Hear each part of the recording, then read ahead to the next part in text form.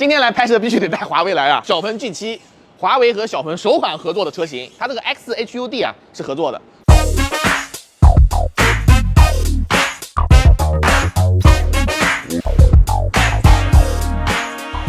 先说这辆车的外观，我还是非常喜欢的。它有1655的高，2890的轴距，4892的长。 也是我今年的一个购物清单里面的一辆车，它非常的兼容家庭用户的需求。整个前脸的设计依然是 P7加那种非常柔和式的前脸，它不是那种很生猛的前脸，所以说看着很温柔。那么这一次小鹏 G7，它下面有一个 AGI 式的主动式进气格栅，它就会根据车辆的情况，比如说车子的电机不是很热的时候，它可能就开一半，然后车子的在高速上行驶的时候，它就给你全开。它是一个升降式的一个进气格栅，像现在的智驾小蓝灯也是有的啊，这里是前面的智驾小蓝灯，然后它也是小鹏首款在后面也有小蓝灯的车型。 那么这一次呢，前后排全部都是支持这个电吸门的，它就这么轻轻一放，它就可以吸住。那小鹏 G7这一次它的内饰也有非常大的升级，我们进去给大家看一下。整辆车子呢，7.1.4的一个音响系统，20个扬声器啊，音响效果非常好，非常兼顾家庭用户的需求。 然后小鹏 G7这个方向盘呢，也是家族式设计的一个方向盘。这次它这个 G7的座椅啊，它整个有效支撑面积更大，而且呢，你长途开车的时候，它整个支撑性很好，久坐不累。前排和后排的2个座椅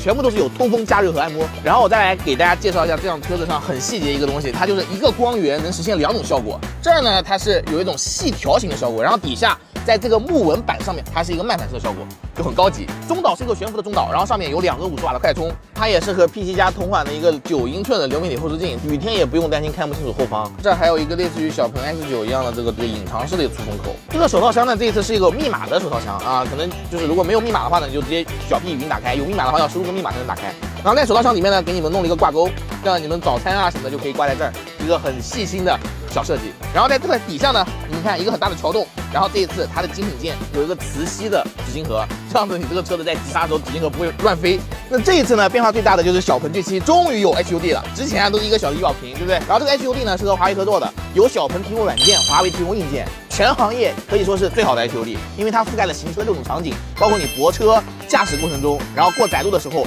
它都有。 这个实时的影像在 HUD 上可以实现，然后呢，这个 HUD 上面就是你也可以自定很多 AR 的功能，你可以直接简洁模式，因为现在只是静态，我们没有办法动态的去感受，我很期待它的动态试驾。那小鹏 G7呢，它有3颗独立芯片，所以说它的算力非常的猛啊。那在这辆车子上呢，大家可以看到，在这块地方加了一个 OMS 的感知系统，这个感知系统是干嘛的呢？就比如说驾驶员坐上来，那么它这里通过活换线感知到你这个人是驾驶员，它把你所有的车辆的设置啊、座椅啊都调成你驾驶员的模式。然后如果你后排有小宝宝的话，那么它识别到了。 就会把整车的这个音乐啊、声音都调小啊，空调呢给它调成一个合适的温度。后续这个 OMS 的感知系统还有更多的功能，还有一点点通过 OTA 来升级，这个还是很厉害的。就是有1颗图灵芯片单独来做车机的渲染，你可以想想看这个车机的流畅度有多好。然后还有1颗 AI 芯片是专门来做支架啊，还有1颗 AI 芯片，你们自己想吧，它会来干什么？这是特别猛的一个 AI 算力。然后你们再看啊，就是它每个门上面呢都有一个紧急的拉手，而且上面是有一个非常醒目的贴纸贴在那儿的。 就防止有些人对吧，车撞了以后找不到这个拉手。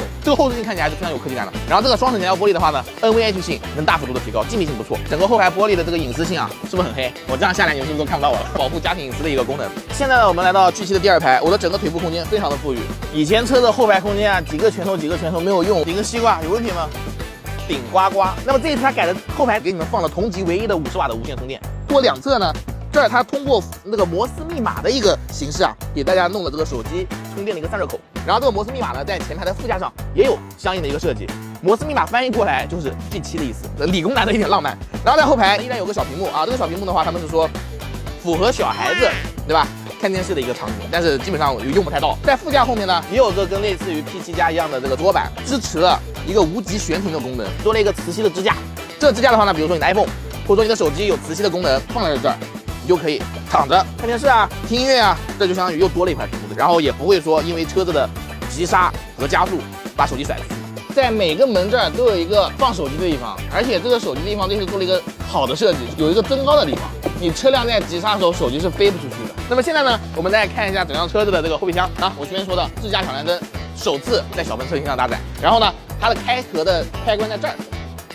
打开电动的尾门，对吧？那么整个空间很大啊。 819升，第2排放倒的话呢，可以来到2277升，这个空间非常的恐怖。还有一个底部的下沉式储物空间，这儿呢还有一个支架，就是当你把格子放在这以后，你就可以解放双手取物了。然后在这个盖板的前面这个底下，它还有一个空间，具体放什么，你们自己想吧。这里2个灯，这样子的话呢，你下面这个灯光也是可以进来的，在它的后备箱给你们放了4个地扣，每个地扣的拉力是500牛，一些重物啊或者自行车，你就可以通过这些地扣把这些重物给它固定住。这个前备箱啊有点可惜，它是物理的前备箱，不是电子的，一定是有一个按钮，要按2下。其实空间也是挺大的，因为它上面它也做了一个向上的一个设计。然后你们再看这块地方，它给大家有写前备箱可冲水清洗，具备排水功能。那么这里呢就是一个出水口啊，基本上你这个上面放条米鞘，放个莲庸什么的没什么问题，应该是小鹏目前所有的车型里面最大的一个前备箱。小鹏 G7啊，作为小鹏的2025年的首款新车，我觉得整个变化以及它的升级是巨大的，包括它有3颗晶片，直接就是杀死整个比赛了。我很期待这辆车子它真实上路的表现，以及它的智驾能力有怎么样的一个质一样的提升。那么这辆车子啊，我肯定是会买一台的，对吧？尤其是量少，挺着个肚子，那么这个车子就很适合家庭。期待我们后续对于这辆车子的动态试驾的分享，拜拜。